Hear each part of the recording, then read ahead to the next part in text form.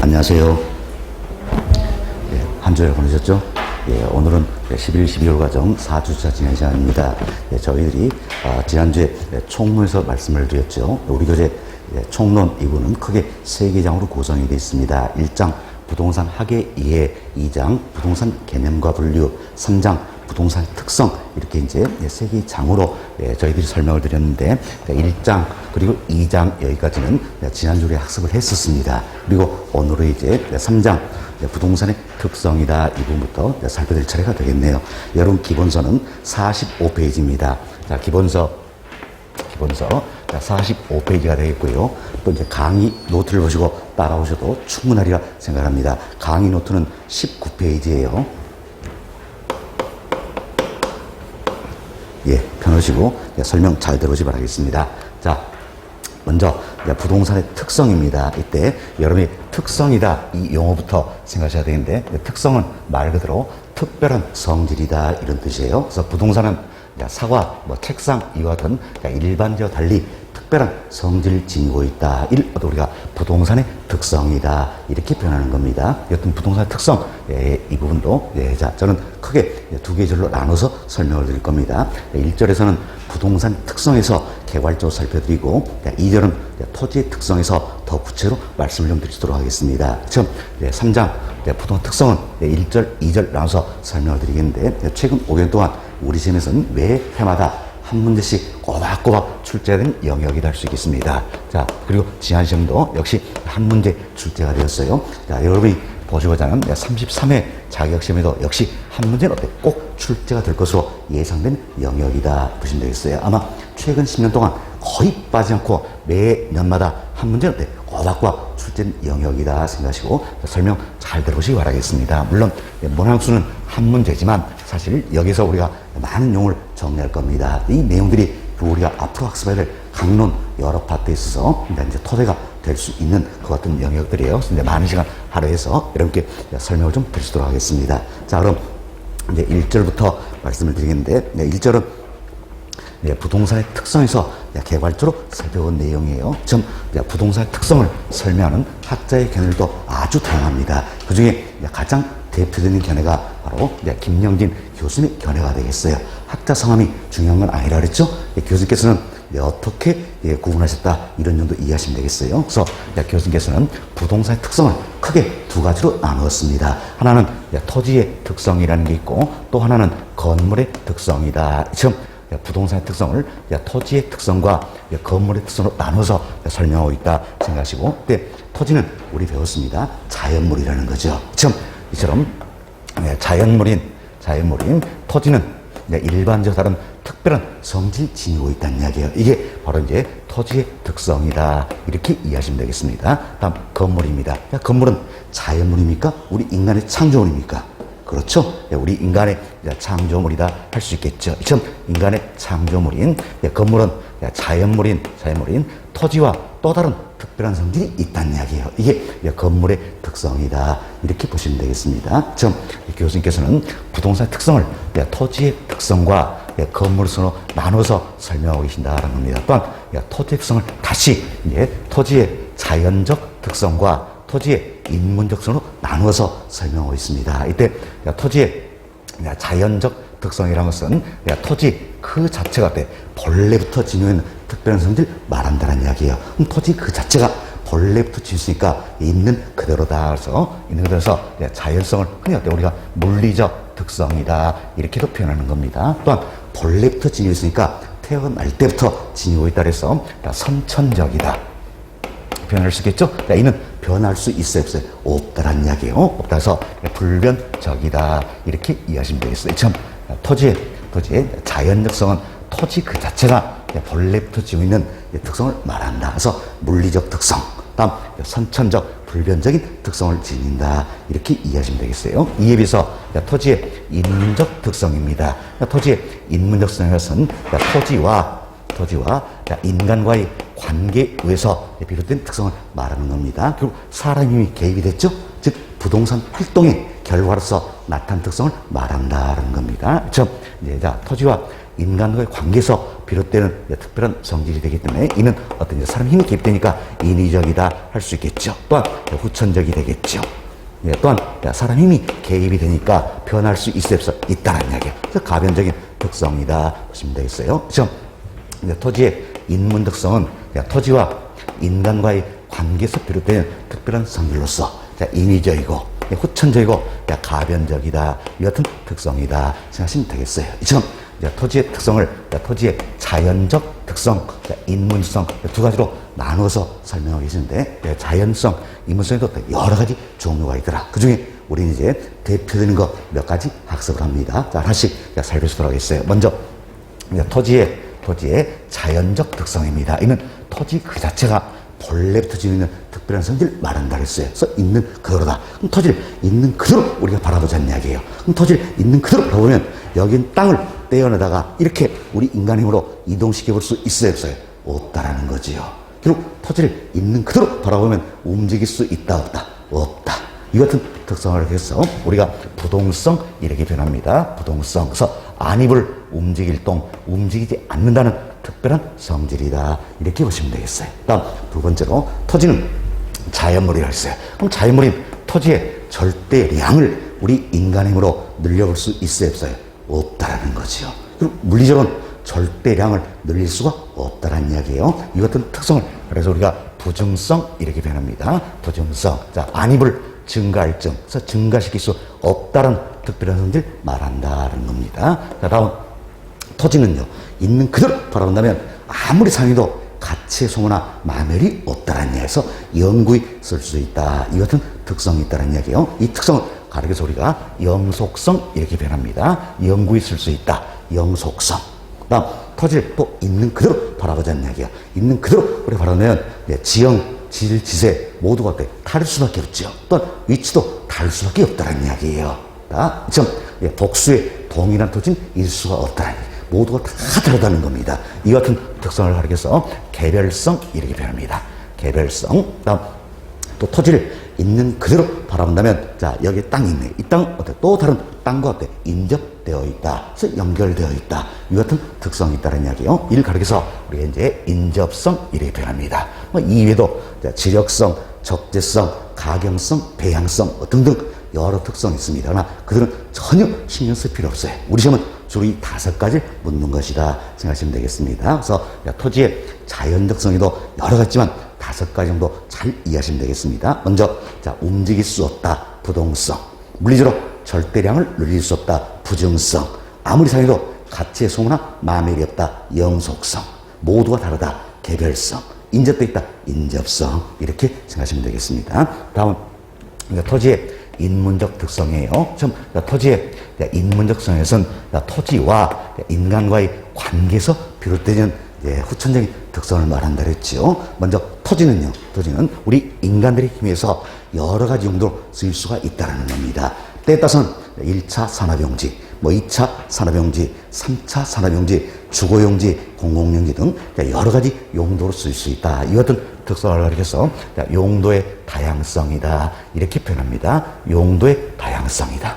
다음 토지는요. 자, 우리 인간들의 힘에 의해서 1필지 토지가 2필지 이상으로 때 분할될 수도 있는 거지요. 또한 2필지 이상의 토지가 1필지로 때 합병될 수도 있다는 겁니다. 물론 내 땅이라 해서 내 맘대로 어때 분할 합병할 수 있어요. 그건 아니겠죠. 사실 법에서요. 60제곱미터 미만으로 분할을 금하고 있다는 이야기야. 그럼 이걸 무시하고 내 땅에서 분할할 수 있는 아니라는 이야기죠. 그래서 법률이 허용하는 범위 이내에서 소유자의 의사에 따라 자유롭게 분할되고 합병될 수 있다. 이 같은 특성을 가리켜서 분할 합병의 가능성이다. 이렇게 표현합니다. 자, 분할 합병의 가능성 이렇게 표현하고 이걸 줄여가지고 분합성 이렇게 표현합니다. 분합성 여기 있죠? 분합성이다 하시면 되겠습니다. 다음 토지의 사회적, 경제적, 행정적 위치는 어때? 변할 수가 있다는 이야기예요. 우리 지난주에도 한번 다루기로 했습니다. 이때 사회적, 경제적, 행정적 위치 이럴 때 총칭해서 흔히 어때 우리가 상대적 위치다 또는 경제적 위치다 이렇게 표현되는 거예요. 이 같은 상대적 위치는 주변에 토지 이용이 어떻냐 여기 따라서 결정된 위치를 말하기 때문에 상대치는 변할 수 있어요, 없어요? 있죠. 근데 위치에 가변성이 있다 생각하시면 되겠습니다. 자, 우리가 이런 예를 한번 들어봅시다. 여기 보세요. 여기에 주거지역이 있어요. 주거지역인데 주거지역 인근에 대규모의 화학 공장이 있었습니다. 이때 화학 공장이 다른 곳으로 이전을 해간다는 이야기예요. 이러면 이 지역은 주거지로서 여건이 더욱더 좋아졌죠? 주거 여건이 개선이 됐다는 이야기예요. 이래서 이 지역의 토지의 위치 이상은 달라질 수 있어요. 있죠. 이게 사회적 위치가 변한 대표적인 사례가 되겠습니다. 다음, 화학 공장이 이전에 가고 여기에 지금 도로가 신설이 되었다는 이야기예요. 이래서 주거적인 이 토지의 위치 위상은 달라질 수 있어요, 없어요? 있죠. 이게 경제적 위치가 변한 대표적인 사례가 되겠습니다. 다음, 화학 공장이 이전하고 이 지역을 개발하고자 한다는 이야기. 그렇지만 투기가 우려되더라서 토지거래 허가구역으로 지정을 하겠다는 이야기야. 이래서 이 주거적인 이 토지의 위치 위상은 달라질 수 있겠죠. 이게 바로 이제 행정적 위치가 변한 대표적인 사례가 된다는 겁니다. 즉 사회적, 경제적, 행정적 위치는 변할 수 있어요, 없어요? 있죠. 왜? 부동산 활동이 결과서 나타나기 때문에 변할 수가 있다는 겁니다. 자, 지금 사회적, 경제적, 행정적 위치, 이걸 총칭해서 우리가 상대적 위치다, 경제적 위치다, 이렇게도 표현하는 겁니다. 그래서 위치에 가변성이 있다 생각하시고, 이 이외에도 또 여러 가지 특성들이 있으나 전혀 신경 쓸 필요 없이 이런 정도 이해하시면 되겠습니다. 자, 이렇게 해서 저희들이 이제 토지의 특성을 크게 토지의 자연적 특성과 토지의 인문적 나눠서 살펴드렸습니다. 자, 토지의 자연성, 대표로 5가지 학습한다 했어요. 뭐가 있습니까? 부동성, 부중성, 영속성, 개별성, 인접성 등이 있다. 다음, 토지의 인문적성, 대표로 3가지 학습할 겁니다. 용도의 다양성, 분합성, 위치의 가변성 등이 있다. 이렇게 보시면 되겠습니다. 다음은 건물의 특성입니다. 우리 조금 전에 말씀드렸죠. 건물은 인간의 창조물입니다. 지금 인간의 창조물인 건물은 자연물인 토지와 또 다른 특별한 성질이 있다. 이게 건물의 특성이에요. 건물은 결국 무엇과 비교합니까? 토지와 비교하고 있다는 겁니다. 먼저 토지는 있는 그대로 돌아간다면 움직일 수 있어요, 없어요? 없죠. 그래서 부동성이란 특성을 지니게 된다는 이야기예요. 건물은 움직일 수 있어요, 없어요? 사실 과거에는 건물도 움직일 수 없다, 이렇게 표현을 했었어요. 그러나 워낙 건축기술, 이주기술이 발달하면서 요즘은 조립식 주택도 나오고 이동식 주택도 나오더란 이야기예요. 이로 인해서 건물은 이동 가능성이 있다, 이렇게 표현합니다. 이동 가능성이 있다 표현해요. 다음, 토지는 물리적으로 절대량을 늘릴 수 없다, 투정성이라는 특성이 있다는 이야기예요. 그렇지만 건물은 인간의 창조니까 생산해낼 수 있어요, 없어요? 있죠. 그래서 생산 가능성이 있다는 겁니다. 다음, 토지는 아무리 사용해도 가치의 소모나 만일이었다, 영속성의 특성이 있다는 이야기예요. 그렇지만 건물은 천년만년 쓸 수 있는 건 아니죠. 내용요소가 있다는 이야기예요. 아파트다 50년, 60년, 이처럼 내용요소가 있다는 이야기예요. 그리고 영속적인 뭐다죠? 물론 건물도 오래 쓸 수 있는 건 사실이에요. 그렇지만 영속적인 못하다, 이런 의미에서 비영속성이다, 이렇게 표현하는 겁니다. 비영속성이다. 다음, 토지는 있는 그대로 한다면 모두 다 다르다 그랬죠? 개별성의 특성을 지닌다는 이야기예요. 그렇지만 건물은 인간의 창조니까 똑같은 자재와 공법으로 만들어 볼 수 있어요, 없어요? 있죠. 이런 의미에서는 동질성을 지닌다, 이렇게 표현합니다. 동질성을 지닌다. 다음, 현실적으로 우리 한번 생각합시다. 현실적으로는 토지에 건물이 이렇게 들어선다는 이야기예요. 토지 위에 건물이 들었기 때문에 이 건물은 이 토지의 개별적 특성을 지배한다 할 수 있겠죠. 그래서 지배성이 있다는 이야기예요. 또한 현실적으로 이 토지가 없다면 건물은 들어설 수 있어요, 없어요? 없지요. 그래서 이 건물은 토지에 종속되어 있다. 그래서 지배성 또는 종속성이 있다, 이렇게 설명을 하고 있다 생각하시면 되겠어요. 이해도 여러 있지만 이런 정도 건물성 제목 정도만 이해하셔야 되는 겁니다. 이제 건물의 특성 5가지를 말씀을 드렸어요. 먼저 이동 가능성이 있지요. 다음 생산 가능성, 다음 비영속성, 다음 동질성, 지배성 또는 종속성 등의 특성이 있다 생각하시고 제목 정도만 이해하시면 되겠습니다. 자, 이렇게 해서 우리들은 이제 가장 대표되는 견해를 쫓아서 이제 부동산의 특성을 살펴드렸어요. 그러니까 토지의 특성과 건물성을 나눴죠. 다시 토지의 자연적 특성과 인문 특성을 나눠서 살펴드렸습니다. 이 중에서도 우리 시험에 때 가장 중요한 부분은 바로 뭡니까? 토지의 자연적 특성, 그러니까 이와 관련된 부분이 가장 중요한 내용이다 생각하시면 되겠어요. 그래서 토지의 자연적 특성, 이와 관련해서는 매 회마다 빠지지 않고 지문들이 어때? 출제가 되고 있다 생각하시고, 앞으로 우리가 이제 이 부분을 집중적으로 학습을 하게 된다. 이렇게 보시면 되겠어요. 자, 이렇게 해서 저희들이 이제 1절 부동산의 특성이다. 이 부분을 개괄적으로 살펴드렸습니다. 이런 정도로 여러분들이 이해가 좀 되시면 되겠어요. 이제 2절로 넘어갑니다. 자, 2절은 토지의 특성이에요. 토지 특성 크게 두 가지 나눴죠. 토지의 자연적 특성과 토지의 인문적 특성이다. 두 가지로 나눴는데, 이 중에 토지의 자연적 특성, 여기서부터 살펴보도록 하겠습니다. 자, 이걸 한 번 더 짚고 넘어갑시다. 자, 이제 교수님께서는 토지의 특성을 어떻게 그렸습니까? 토지의 자연적 특성과 인문적 특성으로 구분했다 할 수 있겠지요. 근데 자연적 특성에는 뭐가 있습니까? 부동성, 부증성, 영속성, 개별성, 인접성 등이 있다. 다음 인문적 특성에는 용도의 다양성, 분합성, 위치, 가변성 등이 있다. 이렇게 보시면 되겠습니다. 한 번 더 반복습했습니다. 자, 다음 토지의 특성으로 넘어갑니다. 여기 보세요. 우리 조금 전에 토지성 크게 두 가지로 나눴죠. 토지의 자연적 특성이라는 게 있고, 다음 토지의 인문적 특성이다라는 게 있습니다. 이 중에서도 더욱더 중요한 건 뭡니까?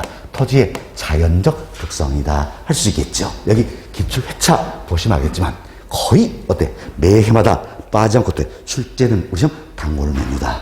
이렇게 보시면 돼요. 그래서 학개론 전 영역 중에서 거의 매마다 빠지지 않고 출제된 영역들이 몇 가지가 있다는 이야기예요. 우리 지난주 학습했던 토지의 분류 방법 매 해마다 나오죠. 또 토지의 특성, 이분도 매 해마다 출제가 되는 것이다. 이렇게 생각하시고 잘 정리해 주시기 바라겠습니다. 자, 한 번 더 살펴보시죠. 여기 보세요. 토지의 자연적 특성이다. 이부터 말씀드렸는데, 토지의 자연성 뭡니까? 토지 그 자체가 본래부터 지고 있는 특별한 성질을 말한다. 그래서 본래부터 지니고 있으니까 선천적이다. 또한 있는 그대로 둬서 물리적 특성이다. 이는 변할 수 있어요, 없어요? 없죠? 불변적인 특성이다 생각하시면 되겠어요. 여튼 토지의 자연적 특성에도 여러 가지가 있다 그랬죠. 그 중에 우리는 대표적으로 5가지 학습한다고 했습니다. 이미 개괄적으로 설명은 다 드렸던 내용이요. 한 번 더 살펴봅시다. 여기 보세요. 토지의 지리적 위치를, 지리적 위치는 원래 아닙니까? 있는 그대로 위치지요. 즉 물리적 위치다. 있는 그대로 위치를 이동시킬 수 없다라는 특성을 뭐라 합니까? 부동성. 다른 말로 움직일 수 없다. 그래서 다른 말로 비이동성 표현할 수 있겠죠. 또한 있는 그 위치는 지리적 위치죠. 이는 어때? 움직일 수 없으니까 고정이 되는 거죠. 그래서 지리적 위치의 고정성이다. 이렇게도 표현하는 겁니다. 참 앞으로 여러분들이 부동산 학문을 접하다 보면 동의어들이 굉장히 많이 나옵니다. 그럼 동의어들 어때? 전부 다 외울 수는 없는 거예요. 그래서 이해를 하셔야 된다는 이야기예요. 자, 비이동성 나오면 뭡니까? 이동되지 않는다. 결국 움직일 수 없다. 어떤 성? 부동성이구나. 이 생각하셔야 된다는 이야기예요. 또 지리적 위치 고정성이다. 이 표현하면 지리적 위치는 있는 그대로 위치다. 그럼 있는 그대로 위치는 고정된다는 왜? 움직일 수 없기 때문이다. 어떤 성? 부동성이다. 이렇게 생각하시면 되겠습니다. 이렇게 이해하시면 되겠어요. 다음 두 번째로 인간 힘으로는 물리적인 절대량을 늘릴 수 없다는 겁니다. 이 같은 특성을 우리 뭐라고 했어요? 부증성 이렇게 표현했죠. 부증성. 자, 부증성은 증가시킬 수 없으니까 생산이 됩니까 안 됩니까? 안 되지요. 그래서 비생산성 표현할 수 있겠죠. 또 비증가성 증가할 수 없으니까 비증가성이다. 이렇게 표현하기도 한다라는 거면서 지문에 비생산성, 생산되지 않는다. 왜? 절대로 늘릴 수 없기 때문이다. 이는 부증성이다. 이렇게 판단하시면 되는 겁니다. 다음 세 번째로 사용에 의하여 소모되거나 마음에 들지 않는다는 특별한 성질이 있다는 이야기예요. 그리고 아무리 생각해도 같이 소나 마음이 어렵죠? 영구히 있을 수 있다. 어떤 성? 영속성을 말한다라는 겁니다. 이는 다른 말로 소모되지 않기 때문에 비소모성이다. 표현할 수 있겠죠? 또 변치 않는다 해서 불변성. 자, 보세요. 예. 우리 지난주에 얘기했지만 토지는 공간이라고 그랬어요. 근데 공간은요, 결코 파괴되지 않는다는 이야기예요. 아무리 생겨도 가짜 소모나 마음이 있는 거죠? 그래서 결코 파괴되지 않는다. 이런 의미에서 불괴성, 학자에 따라서는 이렇게 표현합니다. 불괴성. 파괴되지 않는다는 이야기예요.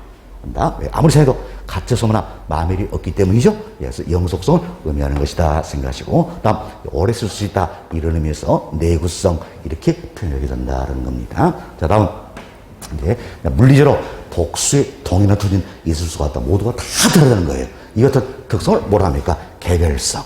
자, 모두가 다 다르기 때문에 물리적 측면에서는 대체가 됩니까? 안 됩니까? 안 된다는 거지요. 그래서 다른 말로 비대체성이다 표현할 수 있겠지요. 다음, 모두가 다 다르기 때문에 비동질성이다 또는 이질성이다 이렇게 표현할 수 있겠죠. 그래서 지문에 비대체성 나오면 대체되지 않는다는 이야기예요. 뭐 때문에? 모두가 다 다르기 때문이다. 어떤 측면? 물리적 측면이다 생각됐어요. 모두 다 다르다. 개별성을 의미하는 것이다 하는 거죠. 또한 비동질성, 이질성 하면 모두 다 다른 뜻이죠. 예, 그래서 이는 개별성을 의미하는 것이다 하시면 되겠습니다. 다음 이제 토지는 무한히 연속되고 다른 토지와 연결된다라는 겁니다. 이 뜻은 뭡니까? 연속되어 있다, 연결되어 있다, 인접되어 있죠? 인접성 이렇게 표현하는 거죠. 다른 말로 연결되어 있다, 연속되어 있다서 연결성, 연속성 이렇게도 표현한다는 겁니다. 자, 이처럼 토지의 자연적 특성 가장 대표적인 5가지 우리 한 번 더 살펴드렸습니다. 살펴드렸고 또 한 번 우리 이제 복습할 수 있도록 하겠습니다. 큰 소리로 외쳐보시기 바라겠습니다. 자, 하나씩 살펴봅시다. 먼저 자 보세요. 토지의 지리적 위치를 이동시킬 수 없다는 특성입니다. 그리고 옮길 수 없다는 특성이 되겠지요. 뭐라고 합니까?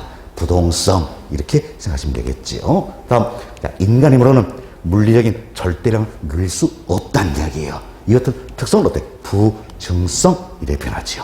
다음 사용에 의하여 소모되거나 마멸되지 않는다는 특성이다. 이를 어때? 영속성. 다음 물리적으로 복수의 동일한 토지는 있을 수 없다. 모두가 다르다는 거죠. 이를 뭐라고 합니까? 개별성. 다음 토지는 무한히 연속되고 다른 토지와 연결된다. 이 같은 특성을 어때? 인접성 이렇게 표현한다는 겁니다. 그렇죠? 토지의 자율성 여러 개지만 우리 대표로 5가지 학습한다. 부동성, 부증성, 영속성, 개별성, 인접성이다. 이렇게 보시면 되겠습니다. 됐습니다. 이 5가지 학습한데 사실 이 같은 이런 특성으로부터 여러 가지 현상들이 파생되어 나오는 거지요. 그래서 우리 시험에서도 주로 뭘 묻습니까? 바로 이 같은 특성들의 의의라든지 파생된 특징 이걸 묻고 있다는 이야기예요. 그렇지만 우리가 이제 파생 특징 하나하나로 때 전부 다 외울 수가 없는 겁니다. 한 문제 나오니까 이거 다 외웠을 때 맞춰버리자. 한때는 제가 교수님 책을 전부 다 모아가지고 부동성 관련돼서 파생 특징 쭉 정리를 해봤어요. 부동성 하나였대 57개 나옵니다. 이걸 때 다 외울 수 있어요, 없어요? 없잖아요. 그래서 우리는 어떻게 학습할 것인가? 먼저 이 생각하세요. 우리가 의의는 다 살펴드렸어요. 살폈으니까 지문이 이렇게 주어진다는 이야기예요. 그럼 주어진 지문을 어떻게 이해하셔야 되는 겁니다. 이 지문을 이해하시고 이 지문은 이 특성 중에서 어떤 특성과 연관이 될 것인가? 이걸 어떻게 찾는 연습을 하셔야 한다는 얘기예요. 그래야지 우리가 배우지 아니하는 지문이 나온다 할지라도 응용력이 향상되어서 맞출 수 있게 된다. 아시겠죠? 그래서 우리는 대표로 몇 가지만 학습한다 할지라도 이 같은 학습 방법을 활용하신다면 반드시 그때 맞추신 문제가 된다. 그래서 저도 본 설명을 드릴 거예요. 지문을 하나하나씩 설명드릴 겁니다. 용어 설명한다는 이야기예요. 그리고 이 중에 어떤 특성과 관련 있는 것인가 이걸 찾는 연습을 하는 겁니다. 그래서 여러분이 복습하시도 꼭 이 같은 방법으로 복습을 좀 해 주셔야 됩니다. 아시겠죠? 예. 자, 그럼 이제 하나씩 살펴드립니다. 자, 먼저 부동성입니다. 자, 부동성은 움직일 수 없다는 특별한 성질이지요. 그래서 다른 말로 비이동성, 다음 지리적 위치의 고정성이다. 이렇게도 표현된다는 겁니다. 자, 우리가 먼저 이제 이 예를 한번 들어봅시다. 자, 여기 보세요. 여기에 이제 강서구입니다. 자, 여기는 이제 강남구다. 이렇게 한번 살펴봅시다. 그래서 어떤 재화에 대해서, 네, 자, 강남구는 사고산이 더 많다는 이야기예요. 많다. 자, 결국 사고잔산이 더 많다는 이야기는 수요가 어때? 넘쳐난다. 할 수 있겠죠.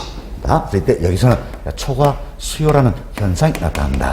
자, 수요가 넘쳐난다 해서 초과 수요. 그다음에 이 재화에 대해서 강서에서는 팔고 사는 더 많다는 이야기예요. 그럼 팔고 사는 건 뭡니까? 공급.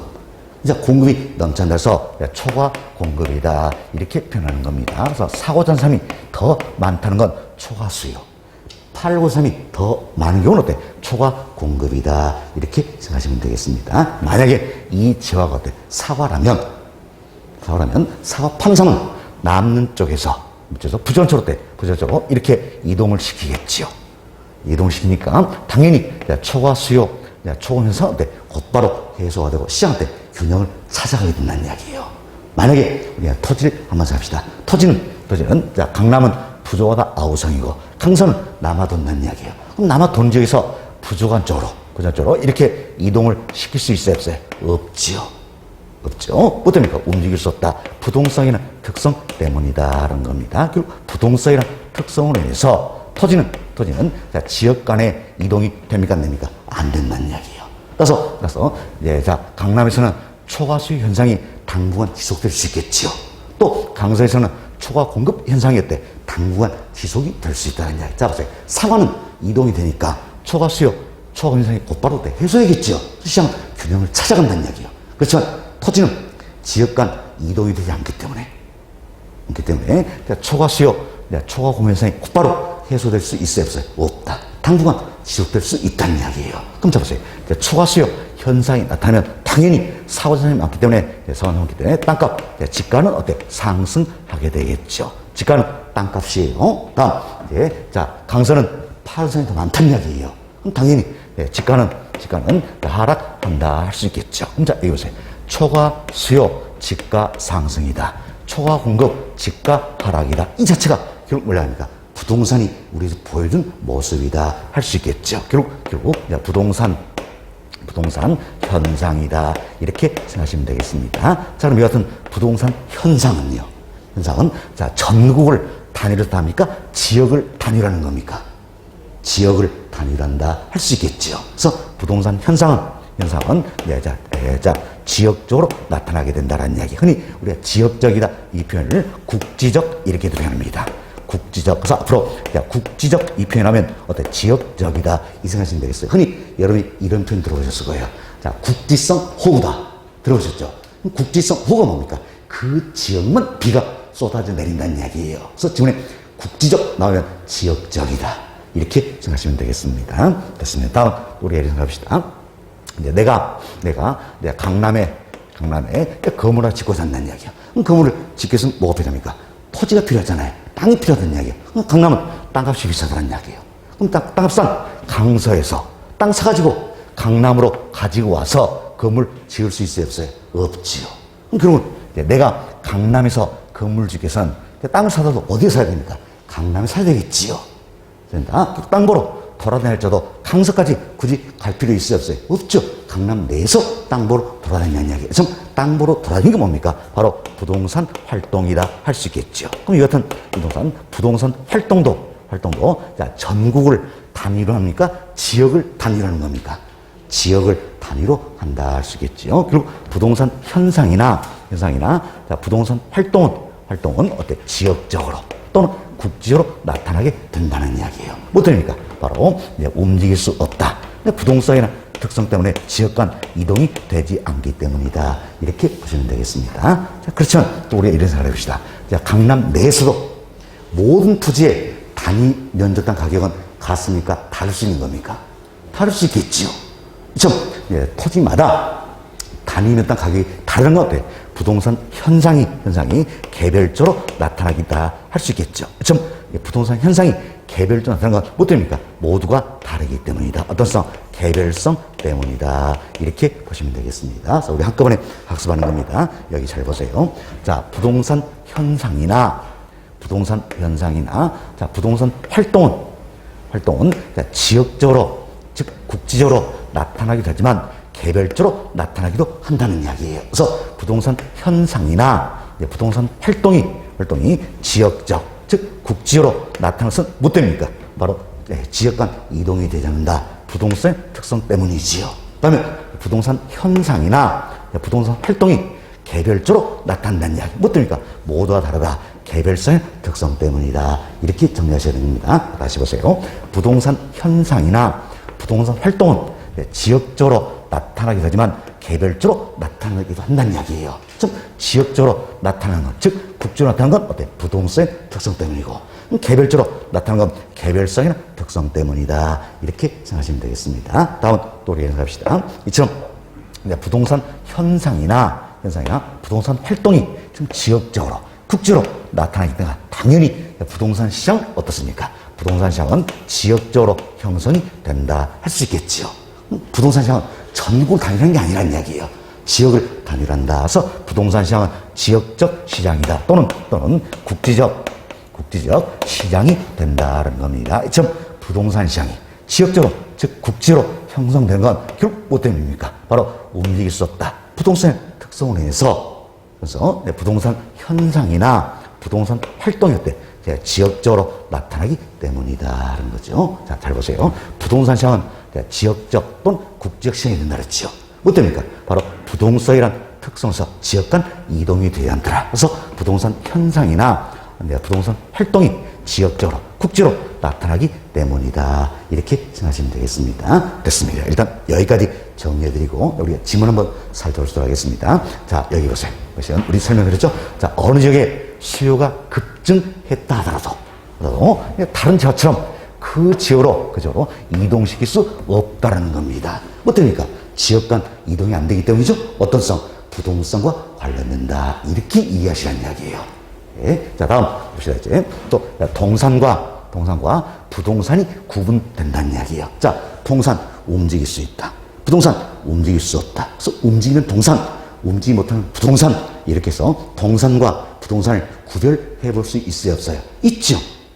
이도 어떤 특성 때문입니까? 부동성이나 특성 때문이다. 이렇게 보시면 되겠습니다. 다음 이제 일반재와 부동산재와의 특성이 때 다르게 나타나게 된다. 그죠? 결국 동산과 부동산이 구분되고 일반재와 부동산재 특성이 다르게 나타나는 것도 대표로 어떤 성? 부동성 관련된다. 이렇게 생각하시면 되겠습니다. 됐습니다. 자, 다음 이 이외에도 여러 가지 파생 특징들이 소개가 되고 있는데 하나씩 살펴봅시다. 이미 몇 가지는 말씀을 드렸어. 자, 여기 보세요. 동그라 1번입니다. 자, 부동산 활동 및 부동산 현상을 지역화 또는 국지화시킨다 했어요. 우리 여기 설명드렸죠. 자, 부동산 활동, 부동산 현상은 어때? 지역화, 국지화시킨다. 뭐 때문입니까? 지역 간 이동이 안 되기 때문이죠. 어떤 성? 부동성 관련된다. 이렇게 이해하시면 되겠습니다. 다음 동그라미 2번 보세요. 좀 부동산 활동이나 현상이 지역적으로 나타나니까 당연히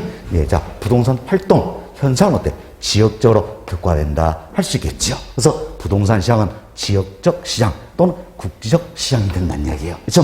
부동산 시장이 지역적 시장, 국지적 시장이 되는 것도 결국 뭐 때문입니까? 자, 지역 간 이동이 되지 않는다.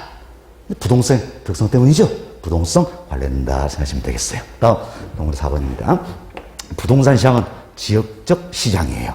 시장이 지역적으로 형성이 되기 때문에 당연히 중앙정부나 지자체 어때? 상이한 규제와 어때? 통제를 받게 되는 것이다. 이렇게 보시면 되겠어요. 좀 중앙정부나 지자체로부터 상이한 규제 통제를 받는 것도 어때? 시장이 지역적으로 형성이 되기 때문이다. 어떤 성? 부동성 관련된다. 이렇게 이해하시면 되겠습니다. 자, 다음 지자체 운영을 위한 부동산 조세 수입에 근거된다는 이야기가 사실 시장이 지역적으로 형성이 되기 때문에 그 지역에서 세금을 걷어들이잖아요.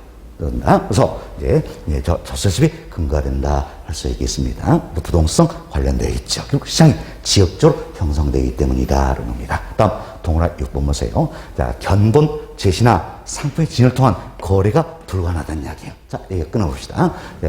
토지는요, 사원한테 샘플 떼어다 줄 수 있어요, 없어요? 없잖아요. 그렇죠? 견본 제시가 어렵다는 이야기예요.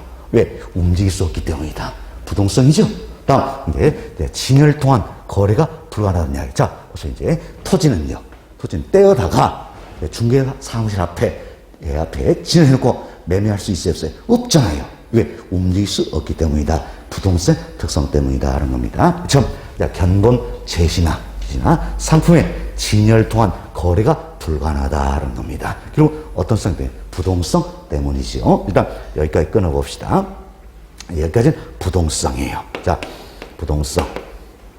자, 그리고 그 다음 보세요. 자, 부동산 활동을 임장 활동으로 만든다는 이야기예요. 이때 임장 활동은 원래 합니까? 현장에 임하는 활동이 되겠죠. 그리고 땅상에서 땅 보러 가는 게 어때? 임장 활동이에요. 그럼 왜 땅상에서 땅 보러 그지가?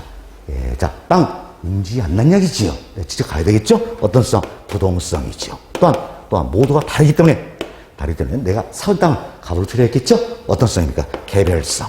그래서 우리가 자, 이미 한번 배웠지만 자, 부동산 활동은 임장 활동이 된다. 어떤 성? 자, 부동성, 개별성 특성 때문이다. 이렇게 보시면 되겠습니다. 그래서 우리가 지문을 이제 끊었어요. 끊어놓고 앞집만 보면 부동성 관련된 할 수 있겠죠. 다음 뒷집만 보면 어때? 부동성, 개별성 관련된다 할 수 있겠죠.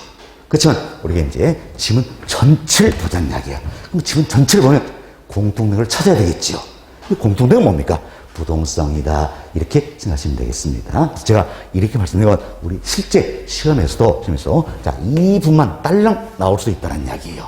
또 2분만 딸랑 나올 수도 있겠죠. 그럼 경우에 따라서는 2분 전체가 나올 수 있다는 이야기예요. 그렇기 때문에 구분해서 학습할 필요가 있는 것이다. 이렇게 보시면 되겠습니다. 여튼 우리 지문 끊었는데 앞집만 말씀드리면 부동성, 뒷집만 우리가 보면 부동성, 개별성이다. 그럼 지문 전체로 나면 공통점을 찾아내니까 결국 뭐가 됩니까? 부동성이 되는 것이다. 이렇게 생각하시면 되겠습니다. 자, 다음 이제 동그라미 7번 내용이에요. 7번은 외부 효과 관련된 부분인데, 자, 우리가 외부 효과는 자, 이런 생각을 해봅시다. 여기 보세요. 자, 이 토지가 있어요. 이 토지인데 이 토지는 외적인 요인에 의해서 영향을 받는다는 이야기예요. 그런데 때에 따라서는 자, 긍정적인 영향을 받을 수 있고 때에 따라서는 부정적인 영향을 받을 수 있잖아요. 이때 긍정적인 영향을 받는 걸 우리가 정의 외부 효과다 이렇게 이야기해요. 정의 외부 효과다 이렇게 합니다. 자, 이는 다른 말로 외부 경제다 이렇게 표현됩니다. 외부 경제. 다음 부정적인 영향을 받는다는 이야기예요. 예, 부정적인 영향을 받는 걸 내 입장은 안 좋으니까 부의 외부 효과다라고 이야기합니다. 자, 이는 다른 말로 외부 불경제다라고 표현해요. 자, 이처럼 자, 정의 외부 효과, 부의 외부 효과 두 가지를 모아가지고 외부 효과다 이렇게 표현합니다. 그리고 외부 효과라는 것은 외적인 요인에 의해서 같이 영향을 받는 걸 의미하는 거예요. 크게 두 가지가 있다. 긍정적인 영향을 받는 걸 정의 외부 효과, 부정적인 영향을 받는 걸 부의 외부 효과를 한다. 그렇죠. 이때 정의 외부 효과는 어때? 외부 경제. 부의 외부 효과는 외부 불경제. 이렇게 표현된다는 겁니다. 그럼 지금 외부 효과는 토지의 어떤 특성과 관련해서 것인가 한번 살펴봅시다. 토지의 어떤 특성과 관련해서 것인가. 자, 보세요. 이 토지는 움직일 수가 없기 때문에 외적인 영향부터 영향을 받을 수 있겠지요. 만약에요. 움직일 수 있다면, 부정적인 한다면 다른 데서 이동시키면 되잖아요. 그렇죠? 움직일 수 없으니까 영향을 받는 것이다. 어떤 성? 부동성이 되겠죠. 부동성. 자, 또한 이처럼 또 다른 토지와 인접이 돼 있으니까 결국 인접된 이 토지로부터 영향을 받게 된다. 할 수 있겠죠. 인접성. 그래서 외부 효과는 토지의 부동성, 인접성의 특성 어때? 밀접한 관련이 있다. 이렇게 보시면 되겠습니다. 최근에 이런 질문도 우리 시험 출제가 된 겁니다. 이것이 부의 외부 효과는 토지의 개별성과 밀접한 관련이 있다. OX, X. 잘못되어 있죠. 부의 외부 효과도 당연히 외부 효과니까 토지의 어떤 성입니까? 부동성, 인접성 어때? 밀접한 관련이 있다. 이렇게 보셔야 되겠지요. 즉 외부 효과는 부동성, 인접성과 관련이 있다. 이렇게 생각하시고. 자, 다음 우리가 보시면 이제 이 토지의 가치를 평가하고자 한다는 이야기예요. 이 토지의 가치를 평가하고자 하는데 이처럼 외적인 요인에서 가치에 영향을 받기 때문에 이 토지가 속해 있는 자, 이 지역을 분석할 필요가 있어요, 없어요? 있잖아요. 그죠? 이 토지가 속해 있는 이 지역을 분석하는 것을 우리가 뭐라고 것인가? 지역 분석이다. 이렇게 표현하는 겁니다. 지역 분석이다. 지역 분석이다. 이렇게 표현해요. 그럼 지역 분석도, 지역 분석, 매입효과, 이와 관련이 있죠? 그래서 지역 분석을 이렇게 하는 것도 결국 어때? 부동성, 인접성, 어때? 특성과 관련이 있는 것이다. 이렇게 보시면 되겠어요. 지금 부동성, 인접성. 이면서 매입효과 나타나죠? 그래서 웹진료에서 같이 영향을 미치기 때문에 이 토속히는 지역을 분석할 필요가 있다. 지역 분석의 근거가 되고 있다 생각하시면 되겠습니다. 자, 이렇게 이해하시면 되겠어요. 자, 이내 부절에서 7번 질문해봅시다. 자, 부동산 주변에서 일어나는 환경 조건 변화가 부동산 가격에 영향을 주는 외부 효과를 발생시킨다는. 지금 외부 효과는 토지의 어떤 성입니까? 부동성, 인접성과 관련된다. 이렇게 보시면 되겠습니다. 다음, 동그라 8번. 지역 분석에 근거된다는 거죠. 좀 지역 분석에 근거된 것도 어때? 부동성, 인접성과 밀접한 관련이 있다. 이렇게 이해하시면 되겠습니다. 됐습니다. 자, 이렇게 저희들은 이제 부동성, 의에 대해서 그리고 이제 파생되는 여러 특징들을 살펴드렸어요. 간단히 한 번 더 반복하시도록 하겠습니다. 자, 여기 보세요. 보세요. 자, 이제 어느 지역에 수요가 급증했다고 하더라도 다른 지역처럼 그 지역으로 이동시킬 수가 없다는 이야기예요. 이건 어떤 성 때문입니까? 부동성이란 특성 때문이다. 이렇게 보시면 되겠지요. 또한 동산과 부동산이 구분된다는 이야기예요. 예, 그리고 일반 재와 부동산 재화의 특성이 다르게 나타나게 된다는 겁니다. 이도 어떤 성과 관련있습니까? 부동성, 이와 관련된다. 이렇게 생각하시면 되겠습니다. 됐습니다. 자, 이런 정도로 말씀드리고요. 다음 두 번째로 부증성에 대해서 학습하도록 하겠습니다. 자, 우리 조금 전에 의의는 다 살펴드렸어요. 부증성이라는 것은 토지는 물리적으로 절대량을 늘릴 수 없다라는 성질을 말하는 거지요. 말한다. 그래서 부증성을 다른 말로 비생산성 표현할 수 있겠죠. 비생산성. 다음은 비증가성 표현할 수 있겠죠. 그리고 또 이분 한번 살펴봅시다. 토지는 물리로 절대량을 늘릴 수가 없다 그랬어요. 한정이 돼 있겠죠. 한정이 됐으니까 면적은 어때? 유한하다. 한계가 있다. 이렇게 표현할 수 있겠죠. 그래서 면적의 유한성 이렇게 표현합니다. 유한 이게 뭡니까? 한계가 있다. 이런 의미예요. 한계가 있다. 더 이상 늘릴 수 없으니까. 예, 자, 결국 한계가 있다. 면적의 유한성이다. 다음, 물리적으로 절대량을 늘릴 수 없어요. 그럼 양을 늘릴 수 없으니까 한정이 돼 있죠? 그래서 수량은 어때? 수량은 고정이 된다 할 수 있겠죠. 그래서 수량의 고정성 이렇게도 표현한다라고 보시면 되겠습니다. 그래서 여러분들이 면적의 유한성 이 표현하면 면적은 유한 한계가 있다는 이야기예요. 왜? 물리로 절대량을 늘릴 수 없기 때문이다 할 수 있겠지. 어떤 성? 부증성 관련된다는 거죠. 다음 수량이 고정돼 있다는 이야기는 물리로 양을 늘릴 수 없기 때문에 수량은 고정된다 할 수 있겠지요. 부증성을 의미하는 것이다. 이렇게 보시면 돼서 또 최근에 이런 질문 한번 출제되는 겁니다. 자, 이렇게 표현됐어요. 부증성을 면적의 유한성, 수량의 고정성이라고도 한다. 어때? 맞는 표현이잖아요. 그렇죠? 다 외울 수는 없는 거예요. 그래서 질문하면 면적이 유한하다. 한계가 있으니까 뭐 때문입니까? 절대량을 늘릴 수 없기 때문이다. 부정성. 수량이 고정된 건 그 절대량 늘릴 수 없기 때문이죠. 부정성. 이렇게 이해하셔야 된다는 얘기예요. 그래서 학교는 이 과목은 1차로서 이해 과목이지. 단지 외워가지고 되는 게 아니라는 이야기예요. 아시겠죠? 이해할 수 있도록 조금 더 노력을 해보시기 바라겠습니다. 다음 우리가 이제 부증성 관련해서는 먼저 토지의 공급부터 한 번 더 살펴보도록 하겠습니다. 자, 여기 보세요. 흔히 우리가 토지의 공급을, 토지의 물리적 공급과 토지의 경제적 공급으로 구분을 해볼 수가 있다는 겁니다. 이때 경제 공급이라는 것은 흔히 어때? 용도적 관점에서 공급이다. 이렇게도 표현되는 겁니다. 그래서 토지의 물리적 공급, 경제 공급으로 구분을 해볼 수가 있다. 이때 토지의 물리적 공급이라는 것은 토지의 절대량을 늘리는 걸 말한다는 겁니다. 절대량을 늘리는 거죠. 다음 경제적 공급이라는 것은 이용도를 향상시키는 겁니다. 토지의 이용도를 향상시키고 이용의 전환이다. 전환이다. 이렇게 용어 정리하시면 되겠어요. 자, 다시 보세요. 우리 토지만 지금 따지는 겁니다. 토지의 물리적 공급이라는 것은 토지의 절대량을 늘리는 걸 말하는 것이고, 토지의 경제적 공급, 즉 용도적 관점에서 공급은 어때? 이용의 전환을 의미하는 것이다. 이렇게 보시면 되겠습니다. 자, 그럼 우리 한번 해봅시다. 토지는 자, 물리적으로 절대량을 늘릴 수 있어요, 없어요? 없지요. 그럼 물리적 공급은 어때? 불가능하다는 거네요. 이는 어떤 성입니까? 바로 부증성이란 특성 때문이다 할 수 있겠죠. 부증성, 이로 인해서 물리적으로 절대량을 늘릴 수가 없다는 이야기예요. 그렇지만 토지는 이용의 전환은 이루어질 수 있어요, 없어요? 있잖아요. 그렇죠? 그래서 이용의 전환은 이루어질 수가 있더라. 결국 경제적 공급은 어때? 가능하다는 걸 알 수 있겠죠. 이는 뭐 때문입니까? 바로 용도의 다양성 특성 때문이다라는 거죠.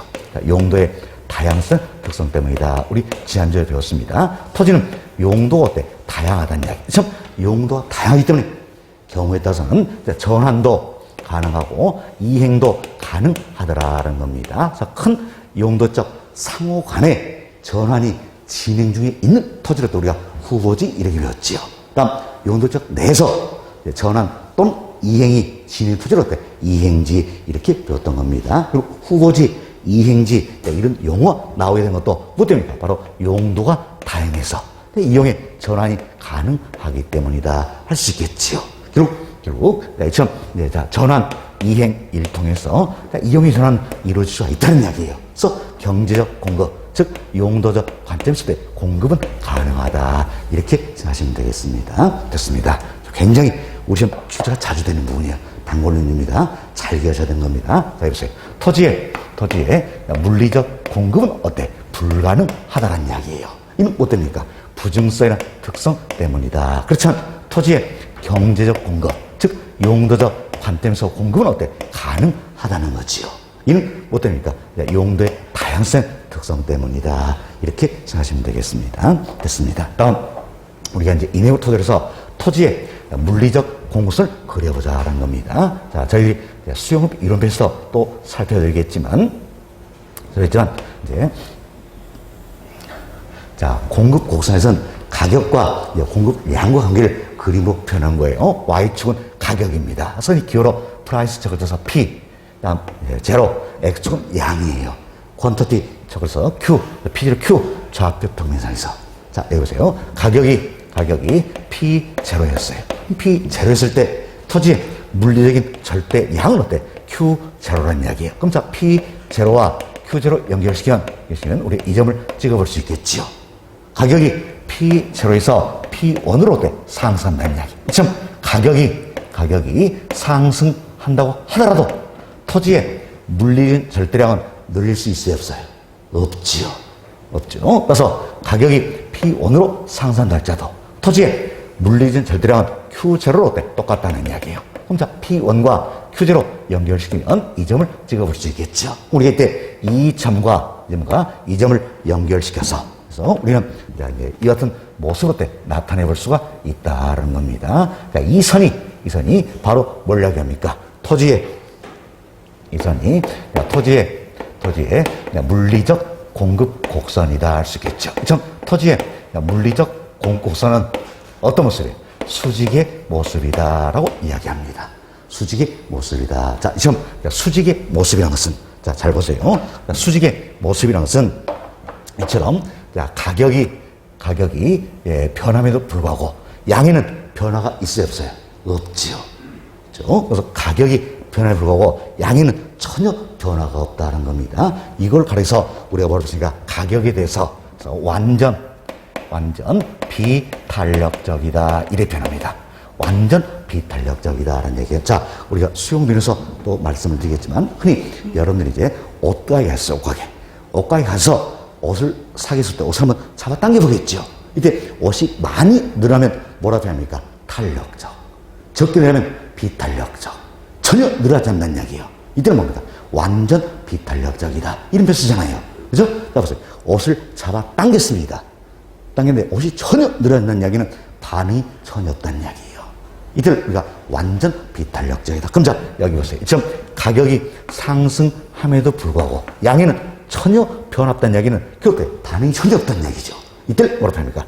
완전 비탄력적이다. 이래 드러나는 겁니다. 그리고 가격에 대해서 완전 비탄력적이라면 곡선은 어떤 모습이에요? 수직의 모습이다. 할 수 있겠죠. 이처럼 토지의 물리적 공급 곡선이 수직의 모습이라는 이야기예요. 가격에 대해서 완전 비탄력적이다. 이건 뭐 때문입니까? 바로 이건 부중성이라는 특성으로 인해서 그리고 물리적 공급이 불가능하기 때문이다. 이렇게 보시면 되겠죠.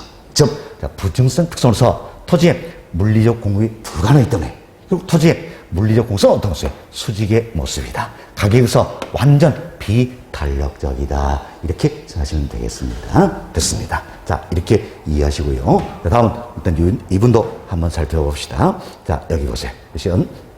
미션 이제 공유수면을 매립합니다. 공유수면을 매립한다. 흔히 우리 공유수면이다. 쉽게 생각하면 바다입니다. 바다. 바다를 매립해서 택지를 조성했다는 이야기예요.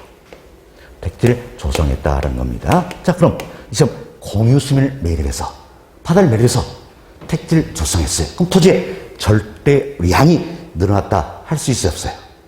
없다라는 겁니다. 항문적으로 따지면요, 바다도 토지예요. 지구덩이 자체가 토지가 되는 겁니다. 우리 인간으로 지구덩이 자체 면적을 늘려볼 수 있어요? 없어요? 없다라는 거지요. 없다. 그럼 공유수면을 매립해서 택지를 조성했다는 것은 절대량을 늘린 건 아니라는 이야기예요. 아니다. 그리고 물리적 공급이 아니라는 거지요. 그렇지만 이용해서는 이루겠죠? 그럼 뭐 됩니까? 경제적 공급이 되는 것이다. 보시면 되겠어요. 지금 공유수면을 매립해서 택지를 조성했다는 이야기야. 이는 어때? 물리적 공급이 아니라 경제적 공급에 해당이 되는 것이다. 보시면 되겠어요. 아무리 공유수면을 매립해서 택지를 조성한다 할지라도 물리적으로 절대량은 늘어났다 할 수 있어요? 없어요? 없다는 이야기예요. 그렇지만 이용해서는 이루어졌죠? 그래서 이는 물리적 공급이 아니라 경제적 공급인 것이다. 이렇게 생각하시면 되겠습니다. 다음 우리가 이제 이 표현 한번 살펴봅시다. 자, 부중성이라는 표현이 있고 다음은 부중성의 예외라는 표현이 있습니다. 이걸 비교 한번 해보자라는 겁니다. 자, 여기 보세요.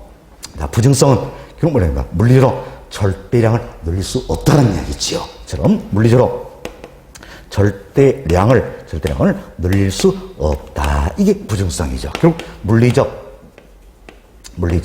공급이 불가능하다. 이게 부중성이에요. 다음에 부중성의 예외라는 것은 절대량을 늘릴 수 있다. 이게 예외가 되겠죠.